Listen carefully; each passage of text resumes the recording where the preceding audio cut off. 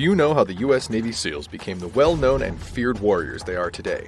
From the beaches of Normandy to the jungles of Vietnam, their actions have had a direct impact on history. The years after their formal designation would be filled with both combat and non-combat accomplishments that make up their legacy. Starting in the late 1950s, underwater demolition men, known as UDTs, set the foundation for the leapfrogs. In 1964, the concept of a small demonstration team was approved. Then, in 1969, under the leadership of Lieutenant Scotty Lyon, the Navy parachute team was officially designated by the Navy Recruiting Command. The Leapfrogs are made up of 15 highly trained team members who volunteer for a 3-year tour.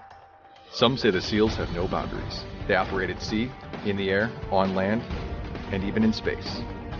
NASA relied heavily on UDT operators to assist with astronaut survival and recovery in the late 1950s. In 1969, frogmen performed a miraculous recovery in front of an international television audience of 500 million when the Apollo 11 command module Columbia capsized on landing in the Pacific Ocean. The men recovered the astronauts within several minutes. While SEALs succeeded in non-combat operations, the threat of communism grew around the world. Frogmen were called on to fight once more.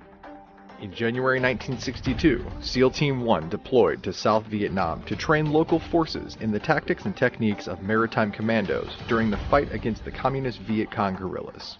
By mid-1968, SEALs began carrying out day and night ambushes, hit-and-run raids, reconnaissance patrols, and special intelligence collections operations.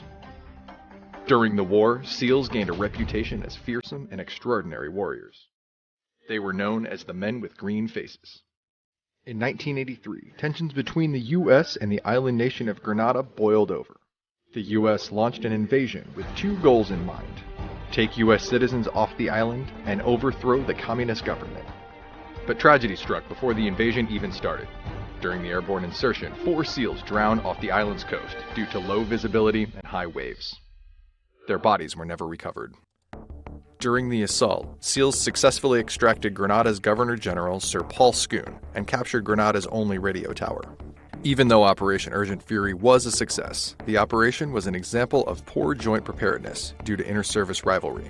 This led to the Goldwater-Nichols Department of Defense Reorganization Act of October 4, 1986. The act would have its first successful test during Operation Just Cause in Panama.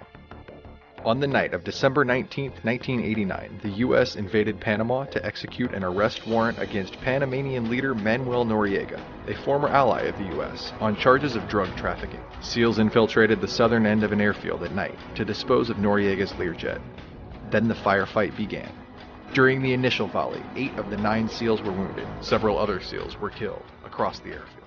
Chief Engineman Don McFall realized his comrades were exposed and pulled wounded teammates to safety. In the ultimate sacrifice, he laid himself across the teammate to protect him, and was killed.